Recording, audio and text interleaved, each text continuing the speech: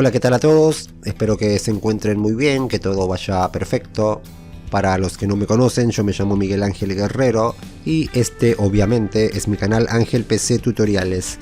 Tal como lo pudieron ver en el título y en la miniatura de este video, vamos a aprender a cómo ver historias archivadas en Facebook, cómo ver nuestro archivo de historias, si es que lo hemos activado, porque hay mucha gente que no lo tiene activado. Es muy rápido y sencillo. Estamos en la aplicación de Facebook, tocamos en las tres líneas horizontales de aquí, de arriba a la derecha, tocamos ahí. Ahora entramos en configuración, podemos hacerlo tocando en el engranaje, en este, o si no, aquí abajo también nos aparece la opción configuración y privacidad. Vamos a hacerlo desde ahí, tocamos ahí. Ahora en donde dice configuración, aquí. Antes de que se vayan, no olviden dejarme un like. Los que no están suscritos también, por favor, suscríbanse a mi canal. Activen la campanita de notificaciones para que YouTube les avise siempre que yo suba videos. Compartan este video y comenten si pudieron hacer lo que estoy explicando. Bueno, ya estamos en configuración y privacidad. Vamos a bajar un poco hasta encontrar la opción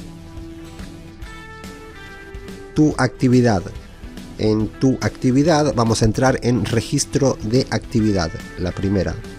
Entramos ahí. Ahora tocamos en tu actividad en Facebook. Seguido de esto, bajamos otra vez hasta llegar a la opción historias. Aquí lo pueden ver, tu actividad con historias de Facebook. Tocamos ahí. Y aquí tenemos historias archivadas. Obviamente entramos ahí y vamos a poder ver nuestro archivo de historias de Facebook.